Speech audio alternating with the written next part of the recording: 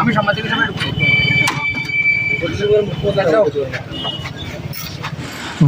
বাংলায় কথা বললেই আপনি বাংলাদেশি, এটা শুরু হয়েছে সাম্প্রতিক ভারতবর্ষের রাজধানী দিল্লি থেকে শুরু করে বিজেপি শাসিত একাধিক রাজ্যে। এ নিয়ে তোলপাড় রাজ্য রাজনীতি, বিভিন্ন সমালোচনা, সুপ্রিম কোর্ট অবধি সেই মামলা বিচারাধীন। একাধিক রায় ঘোষণা করেছে ইতিমধ্যেই সুপ্রিম কোর্টও। এবার ব্যতিক্রম নয় আমাদের ত্রিপুরা রাজ্য। এ রাজ্যেও একজন পশ্চিম বাংলার নাগরিকের কথাবার্তায় কিছুটা ব্যতিক্রম পেয়েছেন স্থানীয় জনগণ, আর এতেই বাদে বিপত্তি। তাকে বাংলাদেশি সন্দেহ করে কৈলাসহর থানার পুলিশের হাতে তুলে দেওয়া হয়েছে। এই ঘটনাটা ঘটেছে আজ সোমবার দুপুরবেলা কৈলাসহর কোর্ট মার্কেট এলাকায়। বাংলাদেশি সন্দেহ করার কারণ হচ্ছে তিনি যে রাজ্যে থাকেন অর্থাৎ পশ্চিম বাংলার মুখ্যমন্ত্রীর নাম বলতে পারেননি, দেশের প্রধানমন্ত্রী, রাষ্ট্রপতি উনাদের নাম বলতে পারেননি। ধর্মনগরে যে বাড়িতে তিনি 7 বছর যাবৎ ভাড়া থাকেন সেই বাড়ির মালিকের নাম বলতে পারেননি। আমরা জানি অনেক লোকই নার্ভাস হয়ে পড়েন পুলিশ কিংবা বিভিন্ন তর্ক বিতর্কের সম্মুখীন হলে। হয়তো এই লোকটাও কিছুটা এমন প্রকৃতিরও হতে পারে।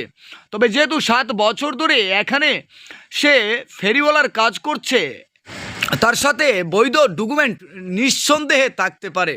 পুলিশের কাছে আমরা জোরালো দাবি রাখবো, উপযুক্ত তদন্ত সাপেক্ষে যদি সে পশ্চিম বাংলার নাগরিক হয়ে থাকে তাহলে তাকে যেন স্বেচ্ছায় মুক্তি প্রদান করা হয়।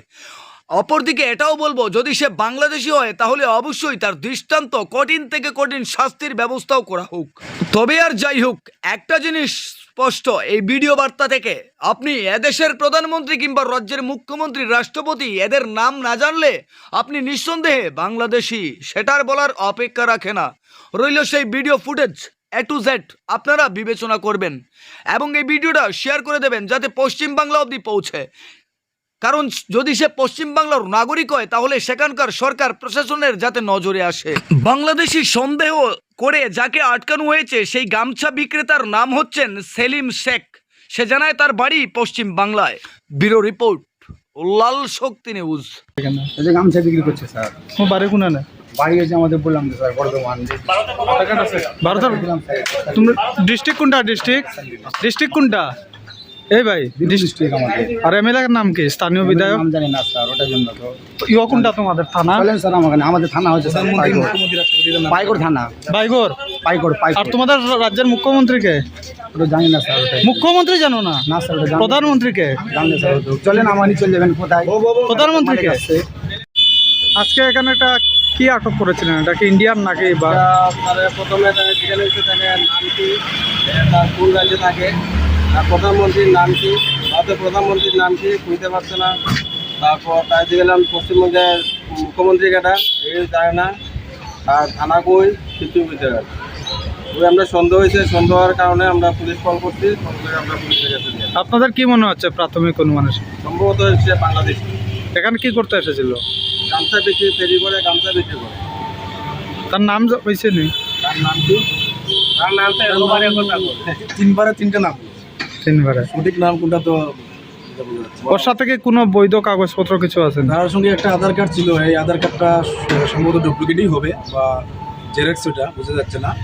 যেটা তার আবার বিষয়, যেটা যে রাজ্যে সে বসবাস করে সেই রাজ্যের মুখ্যমন্ত্রীর নাম জানে না, যে দেশে সে বসবাস করে সেই দেশের প্রধানমন্ত্রীর নাম জানে না, যেই দেশে সে বসবাস করে সেই দেশের রাষ্ট্রপতির নাম সে জানে না, তো সে কীভাবে ভারতীয় নাগরিক?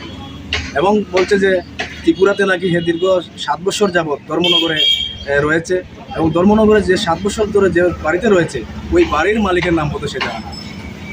তাহলে সে তো বাংলাদেশি, এরা আর বুঝতে অসুবিধা পায়নি। তাই আমরা 3জন মিলে তাকে এখানে আটক করেছি এবং প্রশাসনের সাথে যোগাযোগ করে আমরা পুলিশের হাতে হস্তান্তর করে দিয়েছি। কি চাইবেন এখন আপনার?